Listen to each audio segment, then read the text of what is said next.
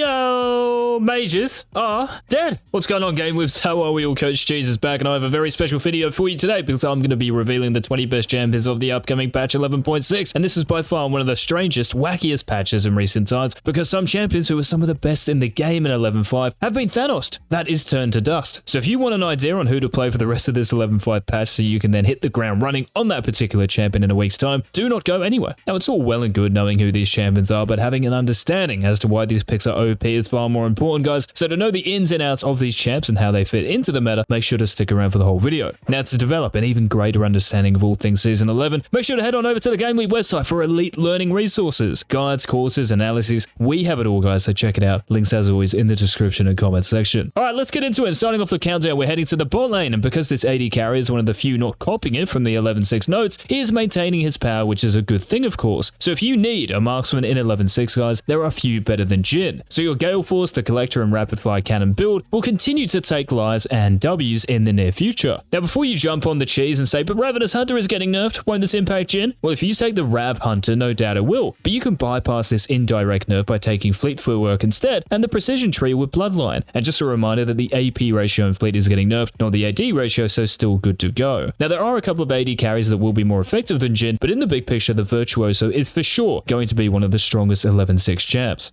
Now, just ahead of Jhin, guys, and this one will surprise many of you, I'm sure, because this mid and top lane hasn't really featured on any of our countdowns, but in 11.6, time to put some respect on this champion. So if you're a fan of big hammers and John Harm, Jace is the pick for you. Now, in the mid lane in particular, guys, Jace is going to carve up the rift because mages are going to be a lot weaker. And why is that? Well, Seeker's Arm Guard is getting nerfed into the ground to the point where it's not even worth building this as an anti-AD early game item, which means as Jace, you can shock blast your enemies back to base and dominate. Now, top lane is still a little scary because Stridebreaker is keeping its dash range and slow, so champions like Darius and Garen can stick to you and take you out, but as a counter pick to champions who don't build Stridebreaker like Tryndamere and Jax, you will be just as effective. Keep in mind as well, guys, with the new Mirror Mana, you do an incredible amount of damage with its shock passive, so get an Eclipse, get that Mana Mune stacked, and you will pile up the wins. Now, speaking of AD mid laners, you guys are going to see more of them than Pro Guides has in our videos in 11.6, and this next champion is no different. Some of you might be playing him in the jungle and even in the top lane, don't know why, but hey. Well, it's time to start maining VIEGO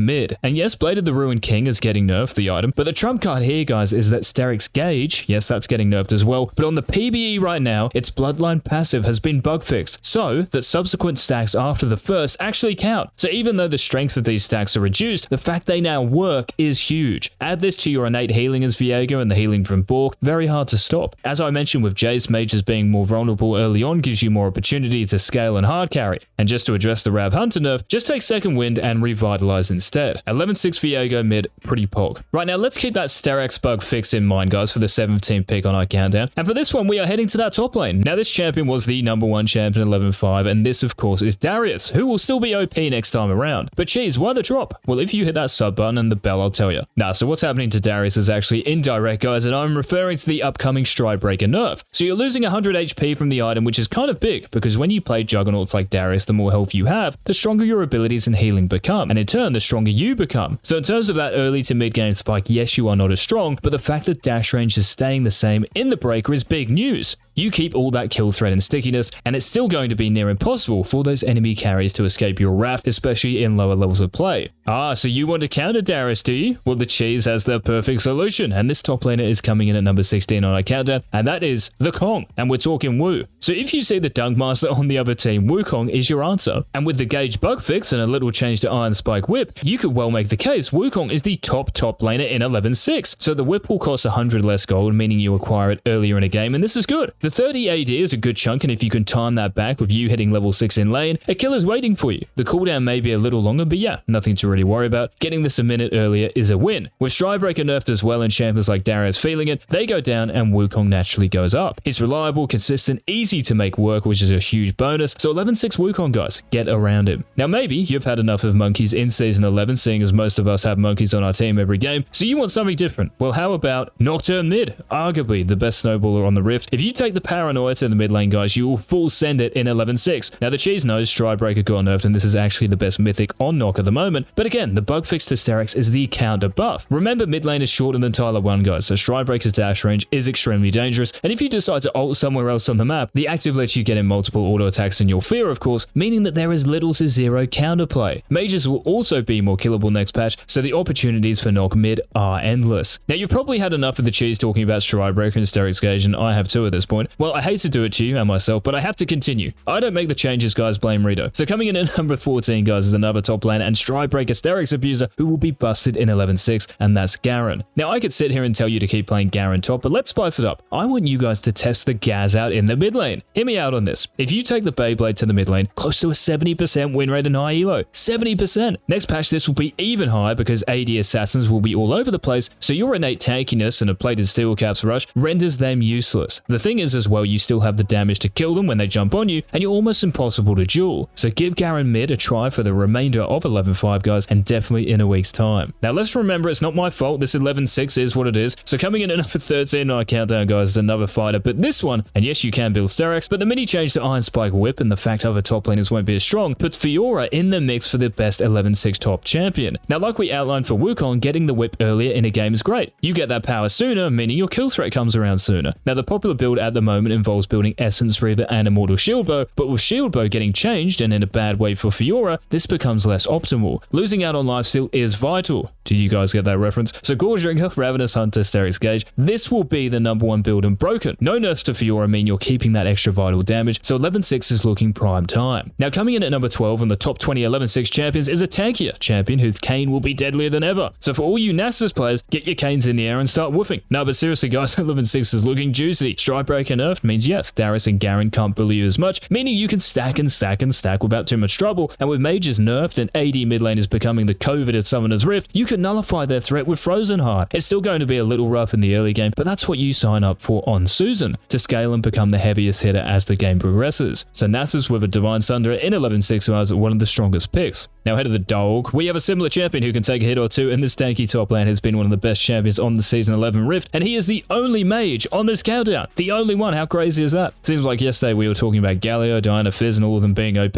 So yeah, if you don't like NASUS, CHO'GATH is an excellent alternative because you can build armor, and tons of it. So Frostfire Gauntlet, Steel Caps, Bramble Vest, and then Thormail, Randuin's Omen, Gargoyle Stoneplate, you will be brushing all those AD champions aside, and let's not forget, you have a 1k true damage ultimate, so you can stack that tankiness and still one-shot your opponents. Land one Rupture, and they are gone. Now with Darius and Garen weaker, two of your big counters, top lane has become even easier, so 11-6 CHO'GATH, guys, you cannot go wrong. Right, we've made it to the top 10, and guys, you certainly cannot go wrong with this next champion. Now, it's not a top laner, hallelujah, but it is an AD mid laner. Now, he hasn't been on a recent Best Champions Countdown video for a while, so it's time to welcome the return of Zed. Now, I'm sure some of you, if not most of you, are not welcoming Zed back, but we cannot hide from the truth, guys. With Seeker's Arm Guard as nerfed as it is, even if you first time Zed, you have a higher chance as anyone to 1v9. In fact, the cheese is willing to wager that level 6 Serrated Dirk Zed is the most powerful spike in the entire game. Remember, the Serpent's Fang got buffed last patch too, so against tanky teams with Gauge and Gargoyles and all that, and these will be seen even more in 11-6, as Zed you can shred through that defense. With AD carries being as killable as they are as well, especially in solo queue and low elo, you know, the only type of PL players know about is the one around a banana, you can crush the competition with the Master of Shadows in 11-6, so stylish. Are you happy? Alright, so you don't want to play Darius, Wukong, CHO'GATH, NASUS, but you want to stomp lane and game. Well, the cheese is at your service again because you have to pick Quinn. Think about that top lane landscape, guys. Stridebreaker champions have more cost to misplaying because they aren't as healthy, and even if the SKARNER Gauge bug makes them more powerful, you counter every bruiser in the game. Just press E when they go in your suite. Now, the Ravenous Hunter nerf hurts a little, and that's why you aren't in this countdown's top 5 11-6 champions, but regardless, easily one of the strongest oppressive champions in the game, that is Quinn. Now, this next champion, guys, you seem to think that Cheese loves him. He's been the #1 pick in multiple Season 11 countdowns, and I may have released a super in-depth guide on how to master him. Well, yeah, I guess I do like him then. But in 11-6, guys, Yone is going to be a little weaker, but still broken at the same time. So thankfully, the fleet nerf doesn't affect you, so you can still take this into hard matchups, but the Ravenous Hunter nerf doesn't away because it is the best secondary rune setup, but you have another option, Second Wind and Revitalize, which we mentioned for VIEGO. Now, I know that Yone subreddit is skeptical about the 11-6 shield bow change, but you shouldn't be, and I want you Yone mains to leave your thoughts in the comments on this. Okay, you're losing 2%